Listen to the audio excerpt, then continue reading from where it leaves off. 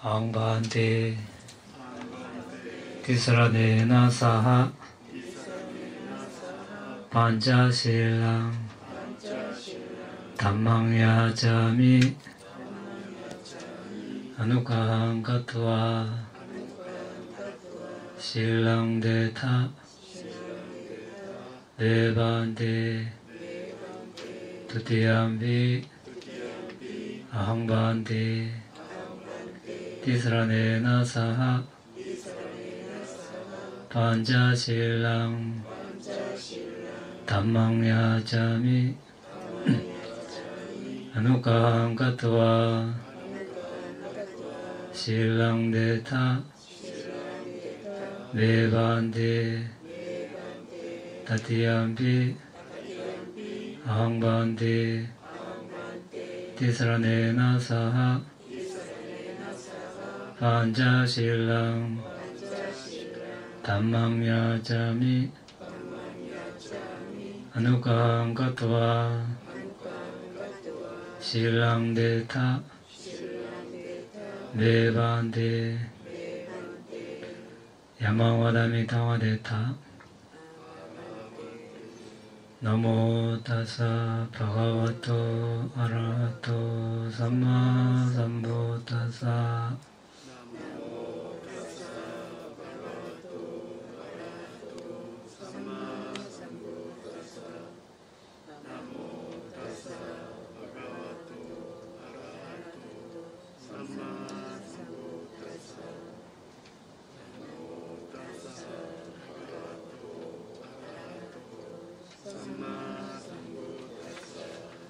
부tam saranam gacchami, dhammam saranam gacchami, sangham saranam gacchami.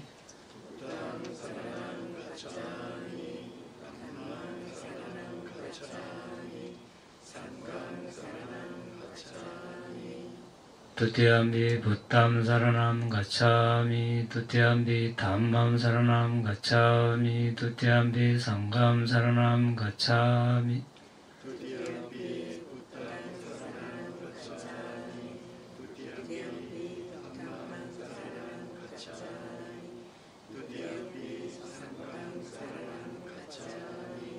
Tatiyampi buddham saranam gacchami, tatiyampi dhammam saranam gacchami, tatiyampi sangham saranam gacchami.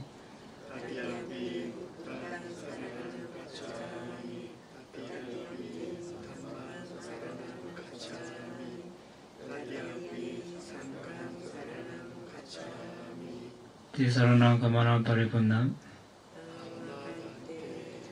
Panadipada Veramani Sikkhapadang Samadhiyami Adinnadana Veramani Sikkhapadang Samadhiyami Kamesu Miccachara Veramani Sikkhapadang Samadhiyami Musavada Veramani Sikkhapadang Samadhiyami Surameraya Nachapamadatthana Veramani Sikkhapadang Samadhiyami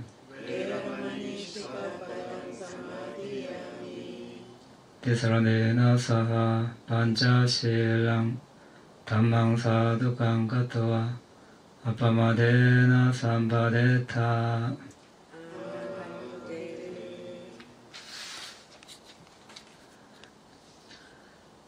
지금 우리는 빠라미에 대해서 공부를 하고 있습니다. 빠라미는 보디사타, 보살, 장차 부처님이 될 존재가 부처님이 되기 위해서 갖춰야 될, 닦아야 할 그런 덕목입니다. 여기 서여진 대로 10가지 있습니다. 보시, 지계, 출리, 지혜, 정진, 인내, 진실, 결의, 자애, 평정.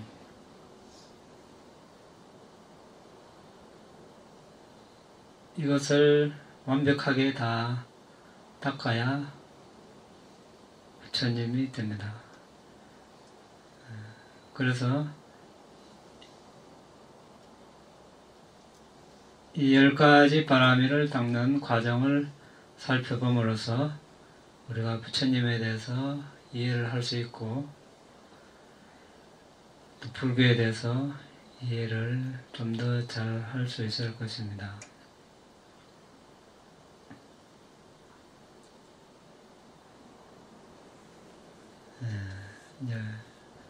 보시, 지계, 출리 이 각각의 바라미에 대해서 자세하게 알아보기 전에 바라미란 무엇인가에 대해서 지금 알아보고 있습니다. 그 중에서 1번 바라미가 무엇인가, 2번 어떤 의미에서 바라미라 하는가, 3번 몇 가지 바라미가 있는가, 4번 바라미 순서, 5번 바라미 특징, 역할, 나타남, 각관원인, 6번 바라미 조건, 여기까지 지금 하고 있습니다. 6번 바라미 조건에서도 작은 소 주제가 1번 큰 뜻 바라미를 닦는데 부처님이 되려는 큰 뜻을 세우는 것이죠. 큰 서원. 그 다음에 이제 부처님이 되려면 큰 연민이 있어야 되고 방편선교 선행을 하는데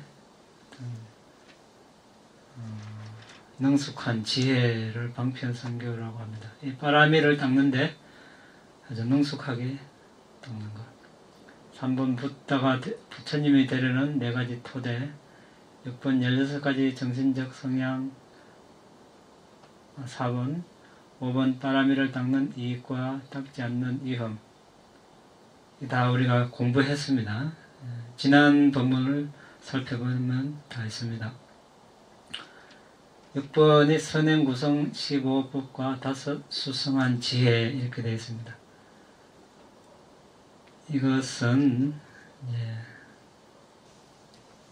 이제 15가지 우리가 공덕행 그리고 5가지 지혜를 말합니다. 과거에 우리가 바라미가 있다, 성건이 있다, 없다 할 때 이 15가지 공덕행 5가지 지혜를 말합니다. 거기에 대해서 우리가 여러 번 이야기했는데 오늘 그래도 다시 한번 제목만 무엇이 있는지 제목만 한번 보겠습니다. 계율을 준수하는 겁니다. 첫 번째. 오늘 이제 공부할 주제이기도 한데 제가 불자는 5개, 8개, 출가자는 수백 가지 계율이 있습니다. 그 다음에 감각기관, 감각문, 눈, 귀, 코, 혀, 몸, 마문 이렇게 이야기하죠. 앞문, 이문, 비문, 설문, 신문, 의문 이렇게 안이빛을 신의 이 문을 잘 단속해서 탐욕, 성냄으로 빠지지 않도록. 그 다음에 식사량을 조절하는 것. 4번 하루에 밤에 중경에만 잠을 자고 나머지 시간에는 계속 수행을 하는 깨어있는 그런 것을 말합니다. 하루를 아침, 낮, 저녁을 이제 초경, 중경, 말경 이렇게 나눠서 초경은 6시부터 10시, 중경은 10시부터 새벽 2시, 말경은 2시부터 6시까지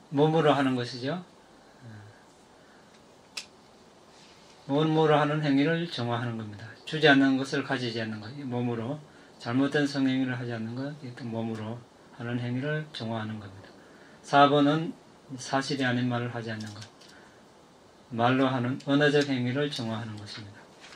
그 다음에 술이나 정신을 흐리게 하는 약물을 먹지 않는 것, 이것은 앞에 4가지 계를 어기게 하는 원인 제공을 합니다.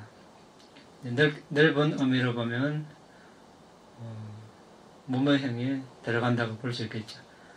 어쨌든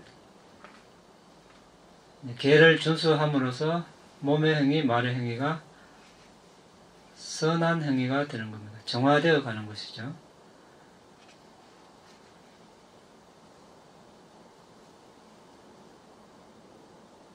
그래서 계를 지킴으로써 신체적, 언어적 행위가 도덕적 타락에 빠지는 것을 막아줍니다.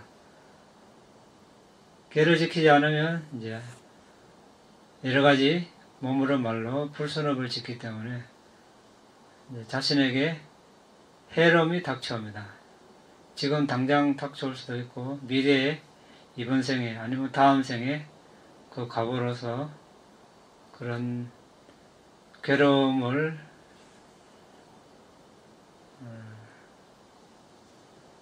초대하는 것 같습니다. 지금 계를 어긴다는 것은 미래의 괴로움을 초대하는 겁니다. 당장 안 오니까 우리는 모르고 우선 여러 가지 상황에서 어기기도 하고 하는데 결국 미래에 그것을 다 경험할 수밖에 없는 것입니다. 그래서 그런 괴로움을 당하지 않으려면 지금 우리는 이제 계를 잘 준수해야 됩니다.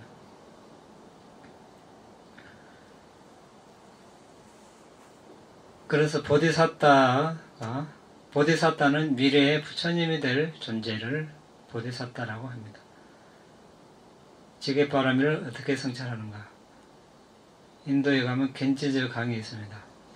겐지저 강 물조차 성냄의 때를 씻어낼 수 없어도 지게의 물, 계를 준수함의 물은 씻어낼 수 있다. 백단향조차 탐욕의 열을 식힐 수 없어도 지게는 그것을 없앨 수 있다. 지게는 선의 독특한 장식품이다. 이제 권력이 많은 사람이나 부자나 왕이나 여러 가지 장식을 하죠. 왕은 왕관부터 해서 왕좌부터 해서 집부터 해서 아주 어리어리하게 장식하는 것이 많습니다. 그런데 계율을 지키는 사람은 그런 것이 없어도 그런 장식품을 능가한다고 이렇게 표현을 합니다. 또 우리가 향나무 있죠. 벽단향 아주 향기롭습니다. 향기롭지만 계율을 지키면 그런 향보다 더 멀리 퍼지고 뛰어나다고 했습니다. 왜 그렇습니까?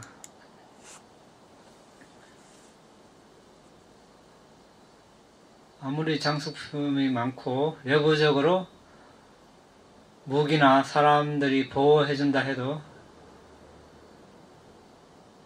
끝까지 우리를 보호해주지 못합니다.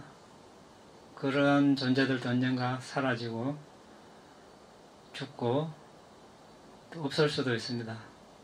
마음에 안 들면 떠날 수도 있고. 그런데 계율을 지키면 우리가 몸으로 말로 정신적으로 행위를 하면 행위는 사라지지만 업력이 남습니다.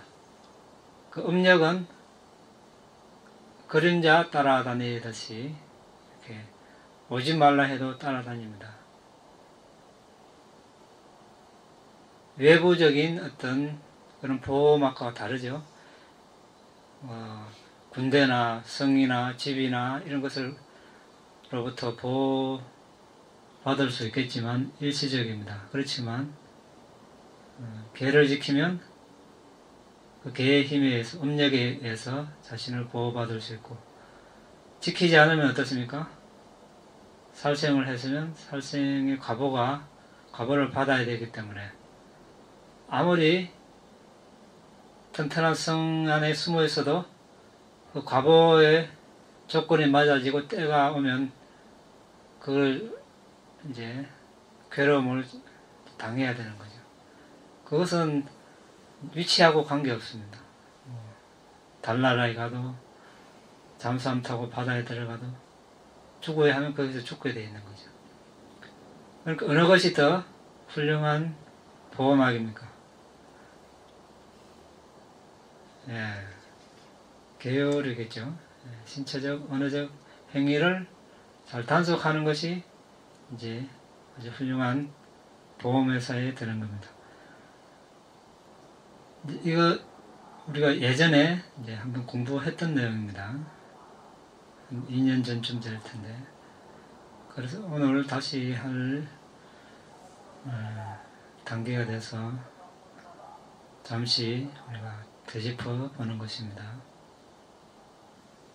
그리고 태생이 아무리 저열한 사람이라도 계율을 잘 지키면 왕과 만나도 바라문은 이제 인도 당시 가장 높은 계층이죠. 이런 사람들과 만나도 아주 떳떳하게 이야기할 수 있다고 이렇게 표현을 합니다. 지계의 제사는 외적 물질을 능가하는데 그것은 다섯 적에 의해 위험에 빠지지 않기 때문입니다. 지계의 제사는 다음 생까지 따라가며 그것의 이익은 대단하며 삼매와 지혜를 연마하는 토대로서 이바지합니다. 그리고 이제 계를 지키면 우리가 아까 심청정이라고 했는데 심청정부터 우리가 명상 수행에 들어갑니다. 심청정은 개정에 할 때 선정을 닦는 수행이고 이제 3번 견청정부터는 지혜 수행에 속합니다. 정해, 선정수행, 지혜수행을 하기 위해서는 그냥 되는 것이 아니고 계율을 잘 지킨 토대 위에서 명상을 하는 것입니다. 계율을 잘 지켜야 선정수행과 지혜수행을 잘 할 수 있는 것입니다. 감각적 욕망을 다스리지 않는 사람에게 지계에 가까운 논의는 없다 이렇게 말씀하셨습니다. 그렇죠? 눈으로, 귀로, 코로, 혀로, 몸으로 여러가지 하고 싶은 거 다 하면 계율을 잘 지킬 수가 없습니다. 많이 어기게 되죠. 그러니까 어떤 감각적 욕망을 다스리지 않으면 계율을 지킬 수 없고 또 계율을 지키지 않으면 삼매에 가까운 논의는 없다. 그러니까 계를 어기게 되면 선정을 닦을 수가 없다는 것이죠.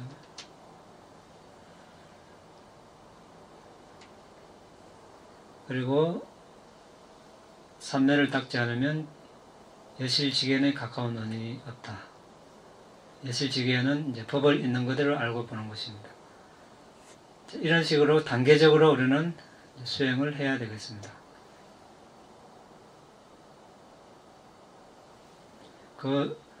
제일 밑바탕이 이제 지계, 계율을 준수하는 것입니다. 건물로 치면 기초공사가 되겠죠. 기초를 하지 않고 1층, 2층, 3층을 올릴 수가 없습니다. 계를 준수하지 않고 수행을 하겠다는 것은 기초를 하지 않고 건물 기초를 닦지 않고 이제 1층, 2층, 3층을 올리겠다 이거하고 똑같습니다. 아예 짓지를 못하겠죠. 짓는다 해도 금방 무너질 겁니다.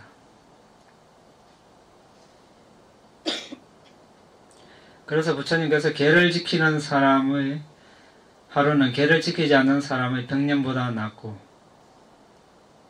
지계가 없는 단순한 삶은 죽음에 이른다라고 말씀하셨습니다. 자, 이것은 우리가 어떻게 살아야 되는가에 대해서 단적으로 부처님께서 표현하셨습니다. 자, 계율을, 어떤 사람이 계율을 지키지 않고, 자, 그럼 살생을 하는 거죠. 또, 남이 주지 않는 것을 가지는 거. 보호받고 있는 남녀와 어떤 잘못된 성행위하고, 또 거짓말하고, 술, 마약 먹고, 이렇게 하는 100년을 살아본들, 이 계율을 지키는 하루보다 못하다. 이렇게 표현을 하셨습니다. 맞습니까? 왜 그렇습니까? 자, 하루라도 계를 지키면 거기에 합당한, 자, 계를 지키면 어떻습니까? 생명을 살생하지 않으니까. 자, 건강하게 오래 이렇게 살 수 있습니다. 또 남으로부터 죽임을 당하지 않고 명대로 살 수 있습니다. 벌써 이익이 많죠? 계를 많이 어기면 뭐 살인을 하고, 예를 들어서 동물을 많이 죽이고, 자, 언젠가 나도 그렇게 죽게 되어 있습니다. 업의 법칙에 의해서, 자연 법칙에 의해서. 이건 누구도 거역할 수 없는 법칙이죠. 자, 행위는 사라졌지만, 안 보이지만, 자, 언젠가 나타나게 되어 있습니다. 이거 비켜갈 사람, 부처님도 비켜가지 못합니다. 그러니까, 그렇게 100년을 살면은, 악업을 100년은 지으니까 아무 가치가 없죠. 괴로움을 계속 초래하는 100년을 사니까 가치가 없는 겁니다. 하루를 살아도 괴로움을 초래하지 않고, 또 남이 주지 않는 것을 가지지 않으니까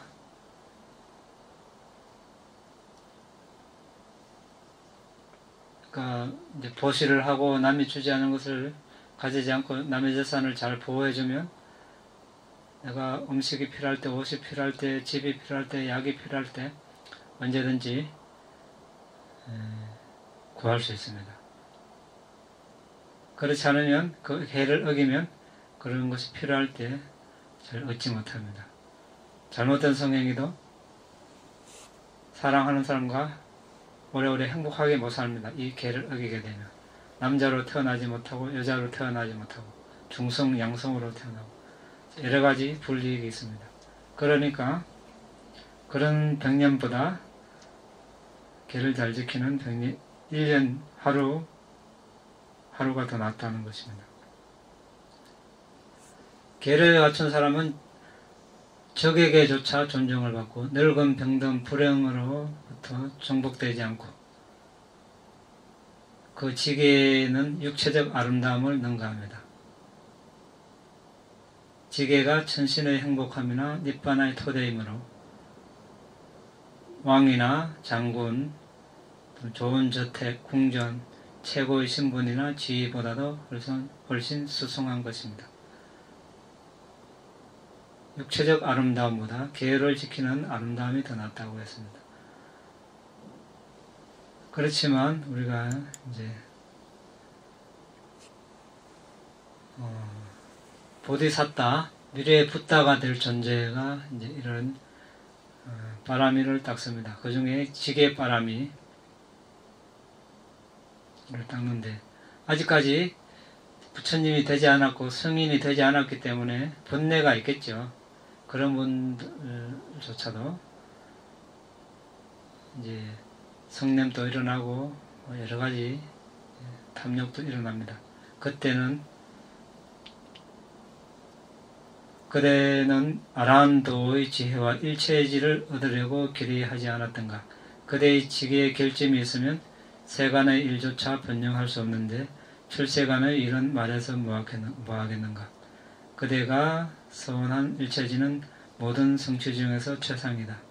지계가 그대의 일체지 토대가 되므로 그대의 지계는 품질이 아주 뛰어나야 한다. 따라서 그대는 계를 지키는 것에 많은 애정을 갖는 사람이 되어야 한다. 우리가 세상에 일을 할 때도 계율을 잘 지키지 않으면 어떻습니까? 많은 사람부터 비난받고 또 그 과보에서 일이 잘 안됩니다. 하물며 이제 부처님이 되려는 존재는 어떻게 되겠는가? 스스로 이렇게 성찰을 하는 겁니다. 우리도 그래야 되겠죠. 미래의 부처님이 될 존재가 이제 계를 잘 지키기 어려운 상황에서 이렇게 이제 성찰을 합니다. 우리도 당연히 그런 상황이 오겠죠. 그러면은 모든 괴로움을 없애려고 윤회를 끊으려고 이 수행을 하는데,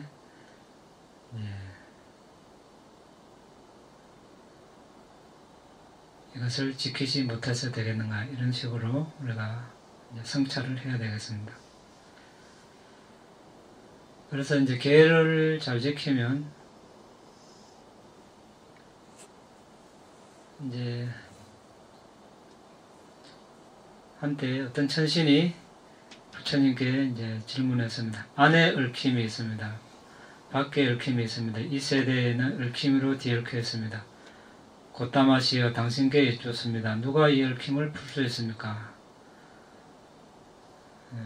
부처님께서 계를 확립한 지혜로운 사람은 마음과 통찰지를 연마한다. 부지런히 사려 깊은 비구는 이 얽힘을 푼다. 이렇게 답하셨습니다. 계를 잘 지키면 일단 큰 부를 성취할 수 있습니다. 그 다음에 명성과 평판이 좋아집니다.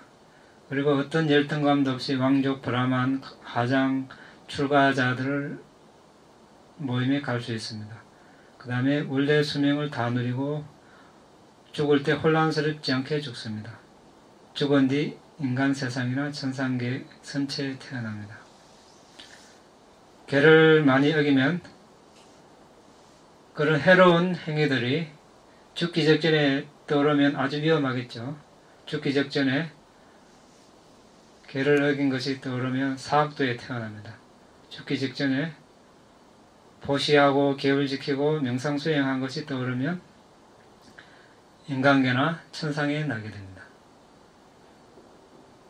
이제 우리가 살생으로 삼가는 이로움 잠시 살펴봤고, 주지 않는 것을 가지지 않는 이로움 봤고, 잘못된 성행위를 하지 않는 이로움 간단하게 봤습니다. 거짓말을 하지 않으면 이제 시력 청력이 좋고 치아도 고르고 용모도 좋고 하는 말이 효과가 있고 영향력이 있습니다. 들뜨지 않고 마음이 고요합니다. 술이나 정신을 흐리게 하는 약물을 먹지 않으면 알아차림 있고 재산을 잃지 않고 지적인 사람이 됩니다. 지혜로운 사람이 되고 은혜를 아는 사람, 도덕적으로 부끄러움을 알고 두려움을 압니다. 정신적 이상이 생기지 않습니다. 지혜롭게 되고, 반대로 이것을 어기게 되면 정신 이상자로 태어납니다. 아까 유익한 그런 반대의 결과가 있겠죠. 그래서 제가글자는 기본적으로 5가지 계의 5개를 준수해야 됩니다. 8개까지 지키면 좋겠지만 그래도 가끔씩 마음을 내서 한 달에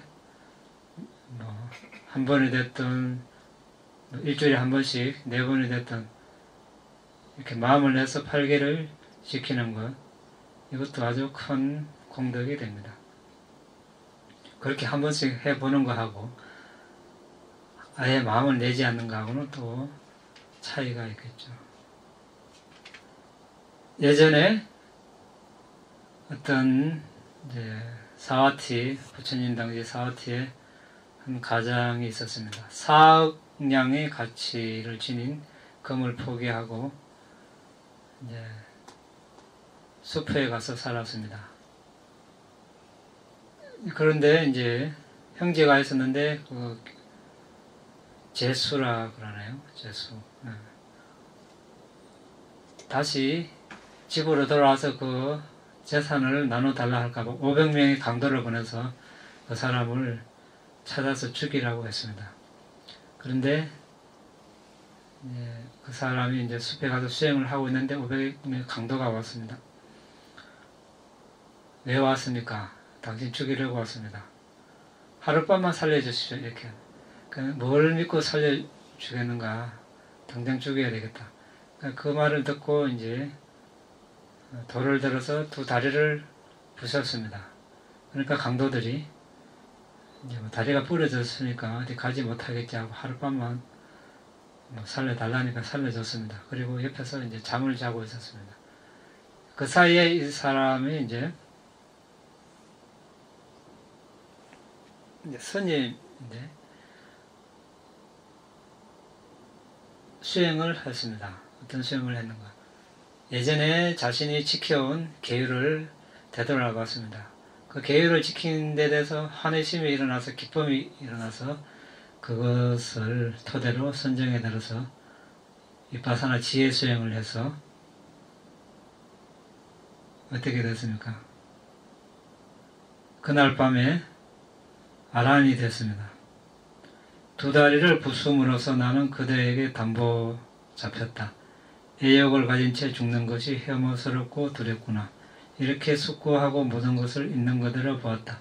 그리하여 새벽녘에 나는 성자의 경지에 도달하였다. 자, 개에 대해서 믿음을 내는 데 대해서 우리가 지금 공부하고 있기 때문에 어떤 믿음을 어떻게 내는가 구체적으로 사례를 살펴봤습니다. 다른 하나의 사례,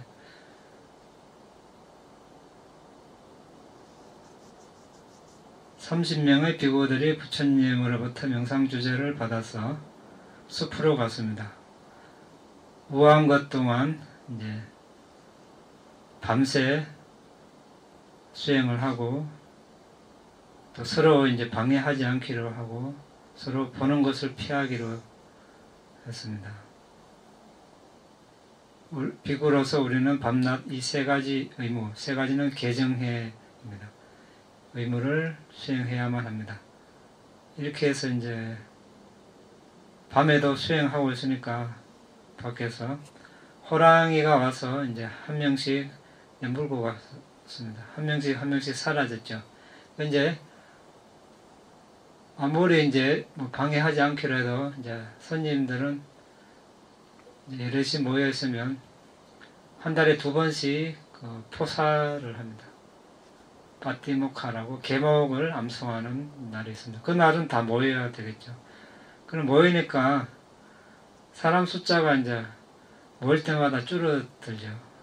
그리고 이제 도저히 안 돼서 가장 연장자 스님이 이제 이유를 알아보니까 이제 호랑이한테 물려갔다고 간 것을 알고 호랑이 물려가면 이제 물려간다고 말이라도 하자 이렇게 하고 동의를 하고 이제 다음날 그 다음 또 밤에 수행을 하는데 이제 호랑이가 이번에 아주 어린 비구를 물고 갔습니다. 그래서 비구가 호랑이입니다 이렇게 스님들 소리를 질렀습니다. 다른 비구들이 지팡이 횃불을 들고 호랑이를 쫓아갔습니다.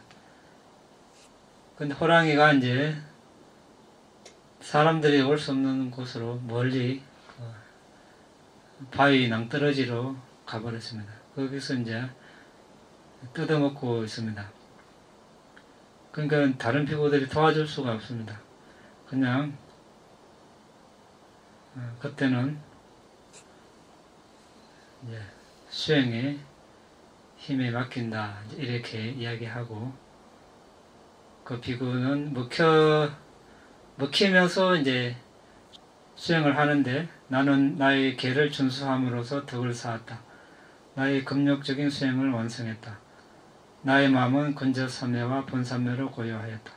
이러한 2가지 형태의 삼매를 기초로 나는 통찰 지혜를 개발하였다.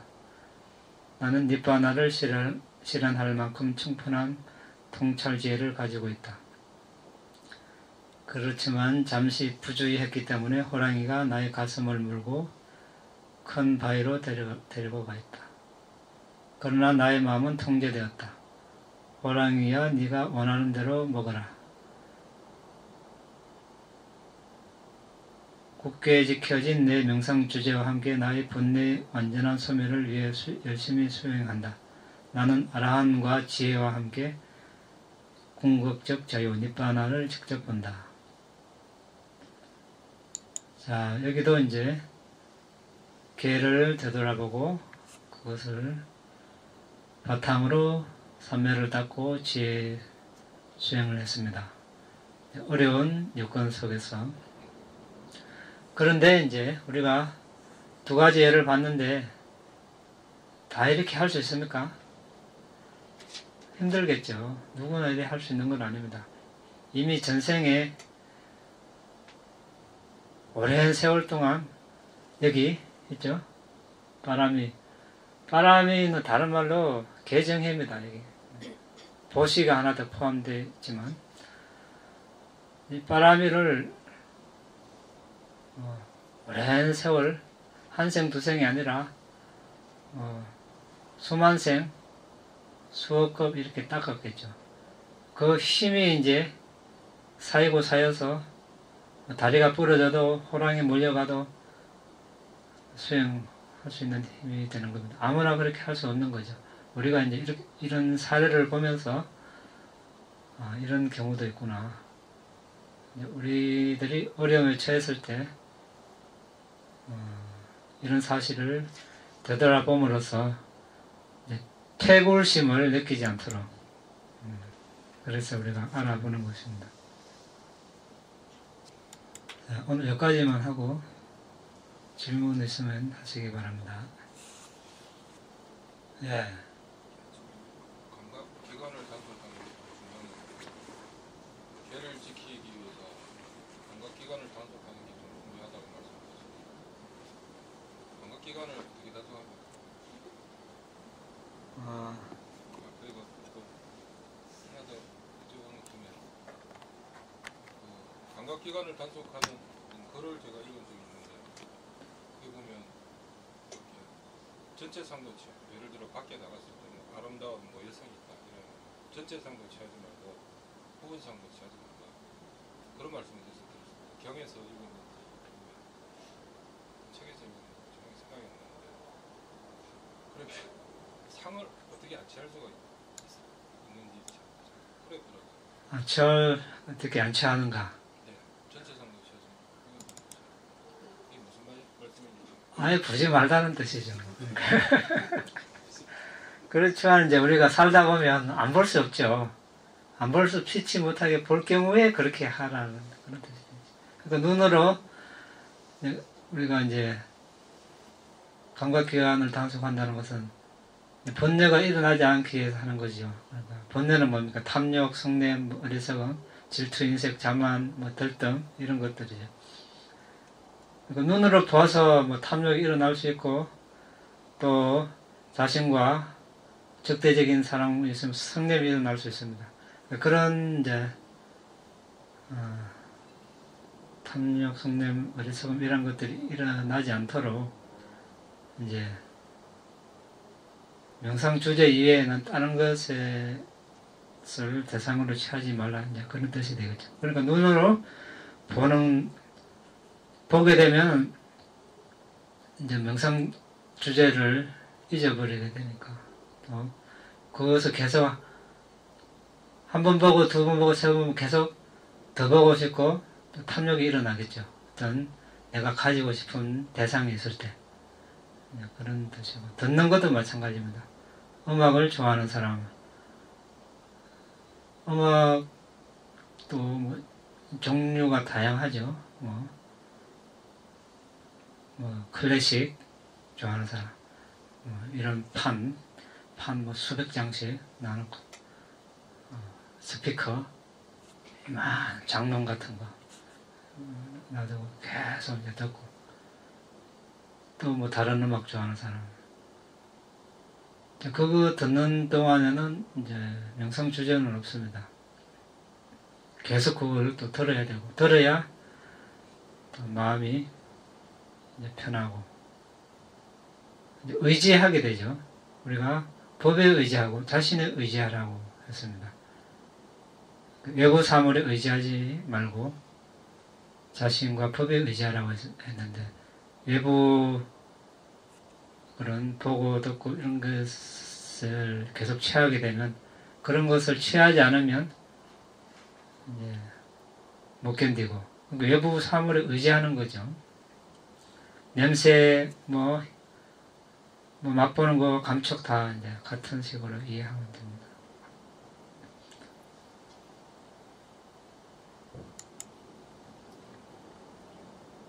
그러면 결국 수행 주제에 집중하라는. 네, 결국 그거죠. 이제 우리가 인간으로 태어나서 선업을 지을 수 있는 거, 뭐가 있습니까? 큰 선업 지을 수 있는 거. 여기 다 있습니다. 보시, 지계, 명상. 이거 다입니다. 딴 거 없습니다. 그 위에, 이제, 그것은 다, 물론 이제 더 세부적으로 가면 우리가 보시를 뭐, 예를 들자면은, 이제 내가 직접 보시하는 거, 또 남이 보시할 때 사두 하는 것도 이것도 보시에 들어갑니다. 또 뭐 개를 예를 들면 연장자나 공경받아야 할 분들을 공경하고, 또 뭐 이런 것도 이제 개에 들어가고, 넓은 의미로 다 선업에 들어가죠. 법문을 듣고 법을 설하고, 또 법보시를 하고, 이런 것도 다 이제 어떤 개정해 할 때 여기에 이제 들어가게 됩니다.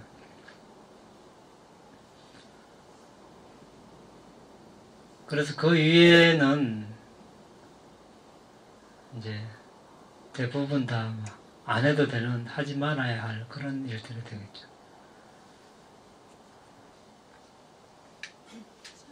예. 네, 스님. 지금 사람이 살아가면서 알게 모르게 죄를 지었다 말입니다. 지금까지. 그러면 그거는 용서가, 지금 잘못을 뉘우쳐도 용서가 한 거는 안 되나요? 이제 우리가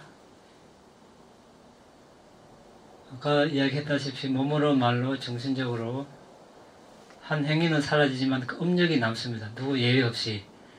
조건이 맞아지면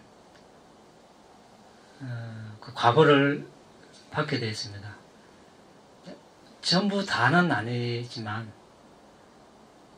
전부 다라고 할 수는 없습니다.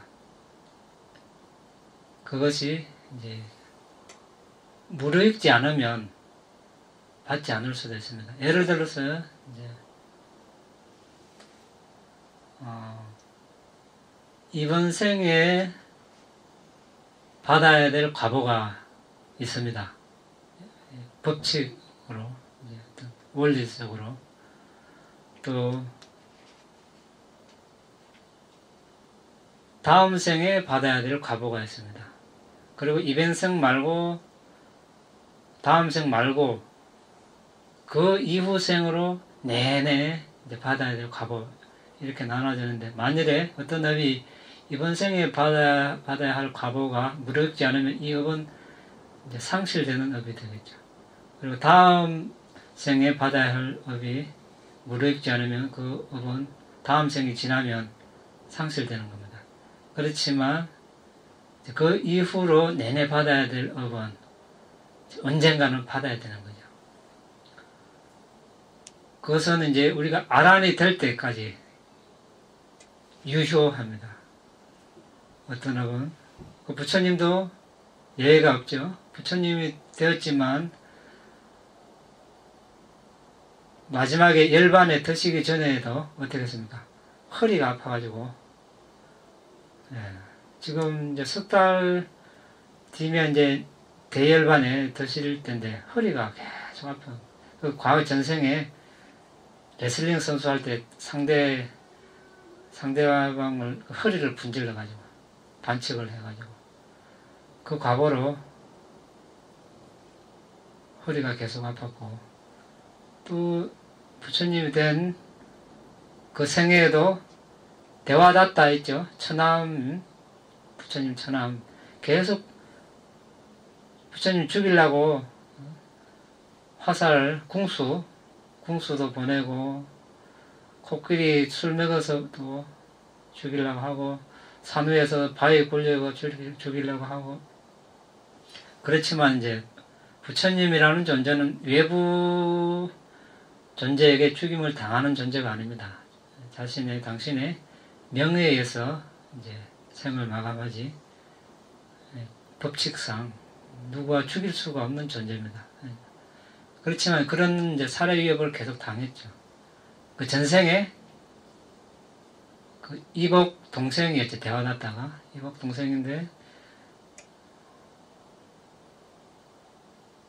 이제 부모님이 재산을 많이 물려줬는데 부처님이 그때 형이었죠. 형이 이제 동생을 이제 산으로 데려가서 돌로 머리를 쳐서 죽여버리는 거예요. 살인을 한 과보가 부처님이 되어도 계속 나타나고, 모칼라나 목련존자 있죠.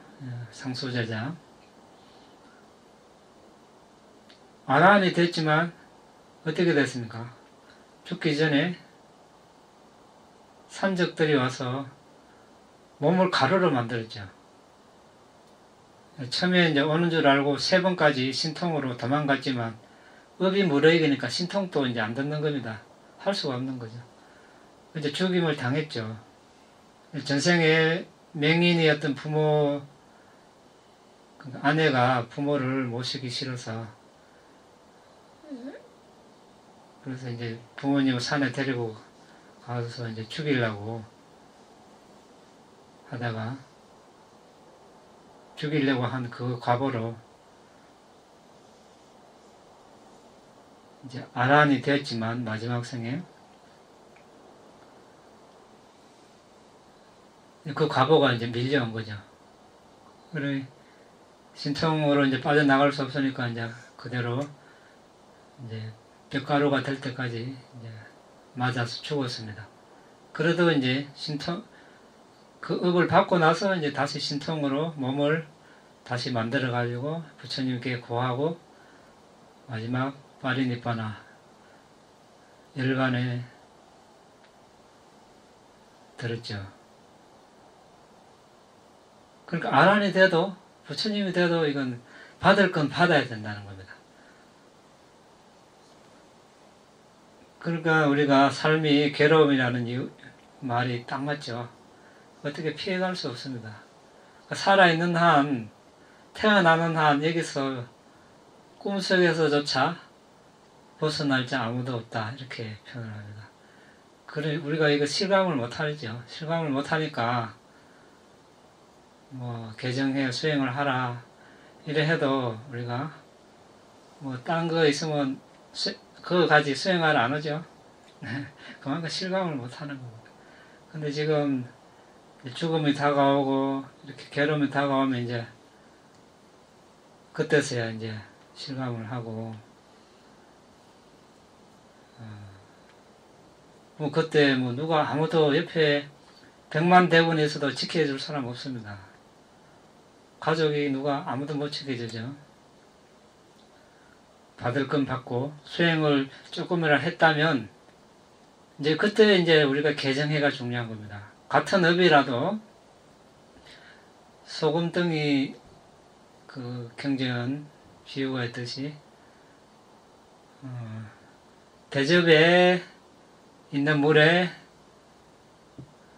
같은 크기의 소금덩이를 넣는 것과 넓은 호수에 같은 크기의 소금덩이를 넣으면 어느 것이 더 짧습니까? 네, 접시에 그 수행을 하지 않으면 접시에 그 큰 과보를 아주 세게 받아야 되고 수행을 하면 어떻습니까?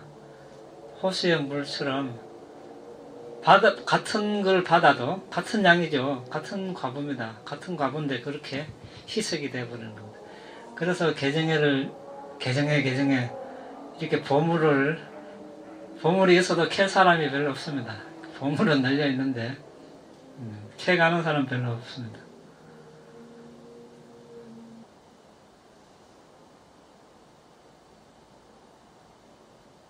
수행합니까? 어떻게 왔습니까? 수행하고 있습니까? 조금만 제가 조금 뭐 기도는 많이는 하지 않지만 조금 하려고 예. 이제 행동에서 조금 많이 하려고 노력을 하고 있거든요. 그래서 제가 항상 조금 몇 번을 느꼈는 게 엄청 심하게 다칠 수 있었는데 딱 옆에서 보호해 준다는 느낌이 딱 들어가 피해가 가서 조금 다치고만은 그걸 너무 느껴가지고 아까 스님 법문하실 때 항상 기도를 열심히 하시면 도와주는 태주이가 옆에 있다 하는데 굉장히 공감이 갔었거든요. 그래서 열심히 기도를 해야 되겠구나 하는 생각. 기도 어떻게 합니까? 기도가 뭡니까?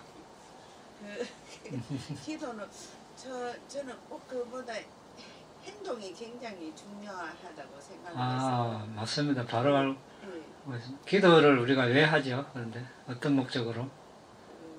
하나하나 모든 걸 뭐 이렇게 좀 화낼 것도 안 내면서 자제를 하고 모든 걸 좀 좋게 보고 베풀고 뭐 이런 쪽으로 살아가는 그 자체가 기도라고 제가 생각합니다. 맞습니다. 예, 우리가 대부분 보면 기도 뭐 건강하게, 또 가족이 건강하게, 또 부유하게, 행복하게 이런 목적으로 기도를 하는 것은 자 그렇게 하려면 우리가 아까 다 공부했죠. 건강하게 오래 살려면 자, 살생하지 않는 것이 기도가 되겠죠. 그렇죠? 살생하지 않으면 장수하고 명대로 살고 건강하게 태어나고 또 남으로부터 사랑을 받고 살생을 많이 하면 그 죽은 존재들이 죽음을 당한 존재들이 다음 생에 자신의 주위로 태어나서 이렇게 적들로 둘러싸이겠죠. 이것이 이제 기도입니다. 또 부유해지는 삶, 보시를 하고 주지 않는 것을 가지지 않으면 부유해집니다. 이게 기도죠.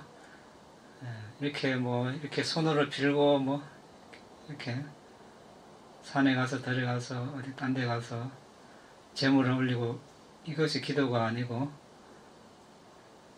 또 사랑하는 사람과 오래 행복하게 잘 살려면 잘못된 성행위를 하지 않는 것 이거 기도입니다. 따르는 사람이 많고 자기 한 말이 영향력이 있고 시력 청력이 좋고 또 이빨이 고르고 용모가 좋아지려면 거짓말을 하지 않는 것. 예. 또 지적인 사람이 되고 정신변경자가 안 되고 은혜를 아는 사람이 되고 도덕적으로 부끄러움을 알고 두려움을 알고 이렇게 되려면 술, 마약을 먹지 않는 것. 이게 기도이죠. 예. 그래서 실생활에서 계를 지키는 것이 기도입니다. 그렇지만 이것만으로는 부족합니다. 우리가. 이것은 하나의 기본 토대이고 더 정신적인 향상을 위해서 이제 명상 수행을 해야 되는 겁니다.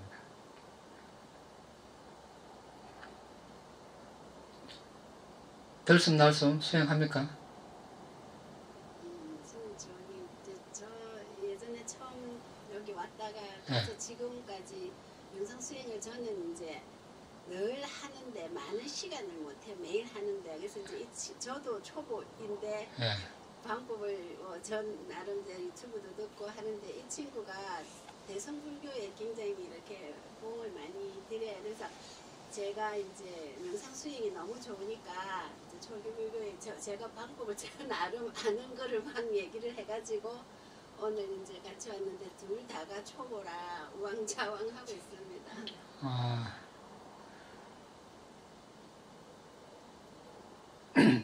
이제 숨이 들어올 때 코끝과 입술 사이 요 사이에서 숨이 들어오고 또 나갈 때 아는 겁니다.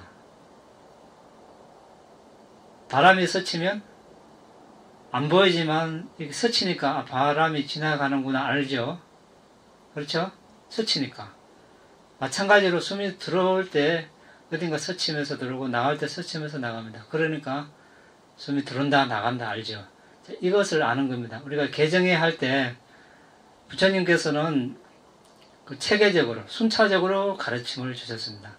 개정회 이렇게 순차적으로 닦아라는 겁니다. 왜 우리가 이렇게 해야 되는가?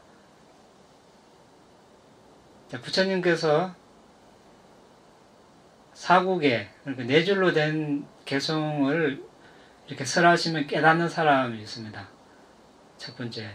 그리고 1시간이고 2시간이고 긴 법문을 하면 깨닫는 사람이 있습니다. 이 두 수행자는 요새는 없습니다. 부처님 당대에만 있고,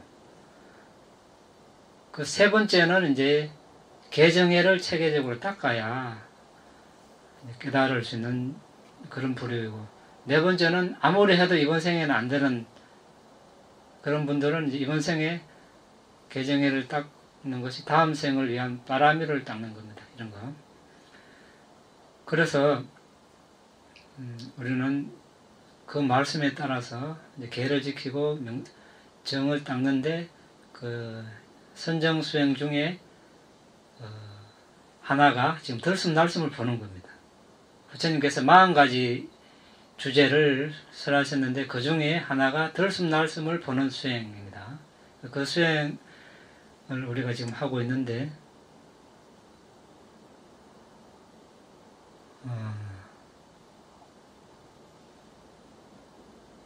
이제 숨이 들어오고 나가는데 어딘가 스치는 부위에서 아는데 스치는 부위 자체가 아니고 거기서 일어나는 감각이 또 아니고 숨이 대상이라는 거 이해가 됩니까? 숨을 한번 들이쉬어 보세요. 들이쉬고 내쉬고 들어오고 나가는 걸 알 수 있습니까? 그러면 되는 겁니다. 그거 답니다. 어려운 거 어렵게 생각하면 끝도 없고 이제 아주 단순한데 사람들이 너무 어렵게 생각해서 그렇습니다. 그런데 주의할 점이 있습니다.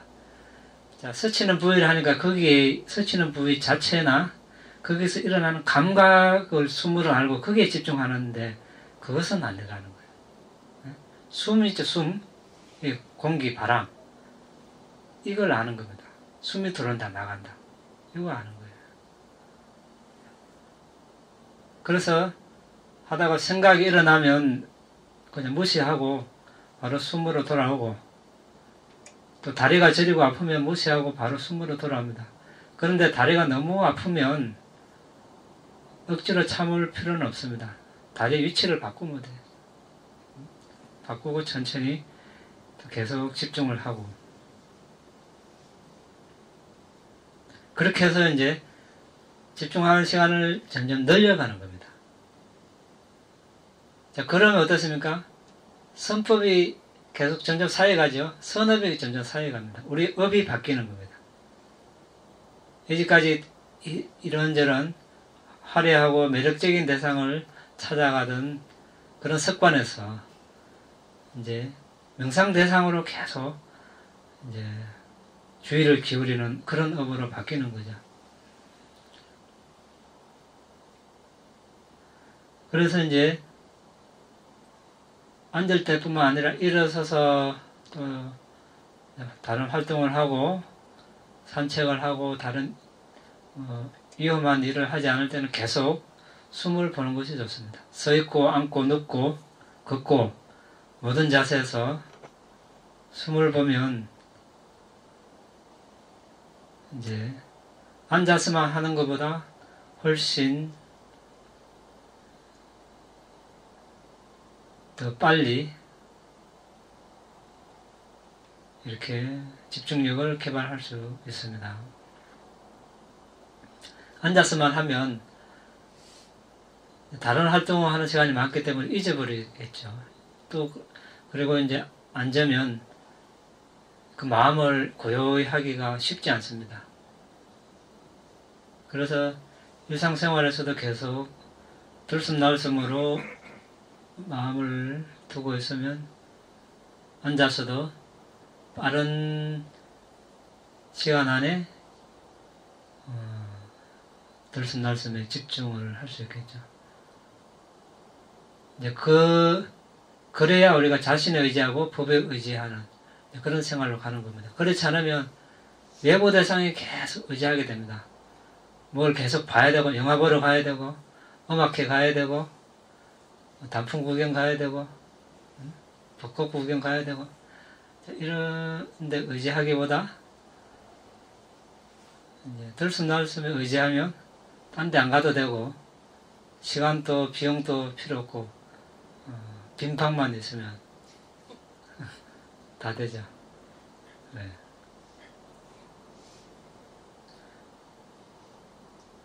그래서 이제 집에 마당이나 아니면 공원에 있으면 10m나 20m 정도 구간을 정해놓고 거기서 왔다 갔다 하면서 이 장거리를 걸으면 뭐 어쩔 수 없이 가야 될 때는 가야 되겠지만 시간이 여유가 있어서 수행할 시간이 많으면 이제 이 구간을 반복해서 왔다 갔다 하는 것이 아주 효율적입니다. 가면서 계속 숨을 보고 또 잠시 서서 또 계속 숨을 보고 또 이렇게 돌아오면서 보고 또 여기서 서서 보고 이런 식으로 하면 이제 섭이 배에서 다른 거를 해도 계속 들숨날숨을 보려는 그런 마음이 생기겠죠. 그런 식으로 하면 됩니다. 이제 혼자 하면 옆길로 세기가 쉬우니까 이제 질문을 수행 상담을 자주 해야 됩니다. 왜냐하면 이게 감각을 보고 숨을 본다 이래 생각할 수 있거든요. 그러면 이 감각이 점점 커져서 나중에 숨을 볼 수가 없습니다. 그래서 초기에 습관을 잘 들여야 됩니다. 또 있습니까?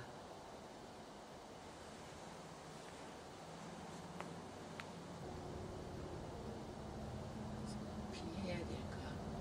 뛰어넘어야 될까?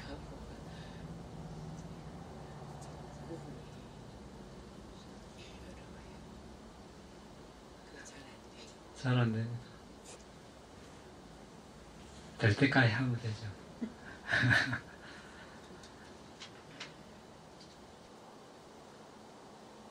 계속 하는, 우리가 뭐, 당장 결과가 있고 없고 떠나서, 이제, 방향을 정했으면 계속 하는 자체가 중요한 겁니다.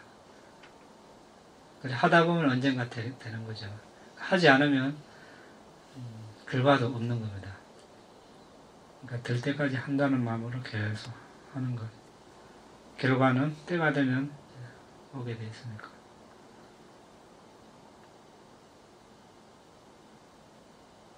네, 마칠까요? 이당매 분양 아사와카야 아항호도 이당매 분양 니빠나사 어짜요호도